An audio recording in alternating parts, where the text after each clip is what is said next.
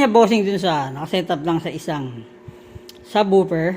Kumbaga yung active system niya, no? Tapos dun sa common output settings from PC to input ng subwoofer ay may kaiba na ito.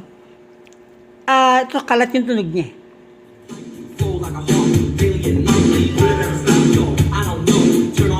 Nakakatawa pagtripan niya maliliit na speaker, eh, no? Like a vandal, light up the stage and wax the chump like a king. Dance, you must speak of that fool, I'm feeling your brain. Hindi nga alakasan niya magagal si Mangkol. When I play it, don't melody, anything less than the best in the melody. Love it for me, then I get paid, then I hit cool, I don't play. If there was a problem, so I saw it. Check out the hook while I DJ before.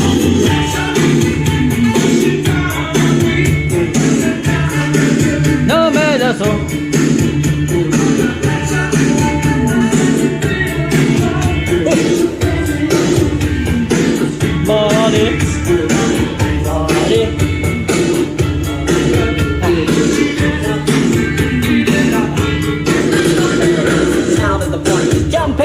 The bass kick in and the thing is all running. Quick to the point, no fake. Cooking MCs like a pound of turning them quick and nimble. I go crazy when I hear a cymbal and a hi-hat with a souped up tempo. I'm on a roll, it's time to go solo. Rolling with my 5.0 with my back. Mga bossing, meron pa nga tayo dito yung Buffalo na PC speaker.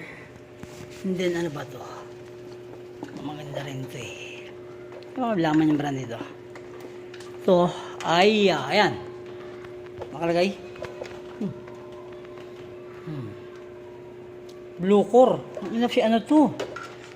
Yung kaibigan na Astro Boy.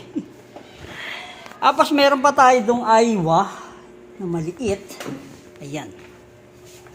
At so yan yung yan yung controller nung isa eh. Yung isa passive naman kasi yan. So may Aiwa pa. Ayan. So tingnan natin. Kasi si Mangko nag-request ng speaker niya. Actually, nag-request. Talagang gusto niya. Ay, may micro lang pa pala. Galing kay Sarento Bulos kasi binigyan ko siya ng Kova na speakers.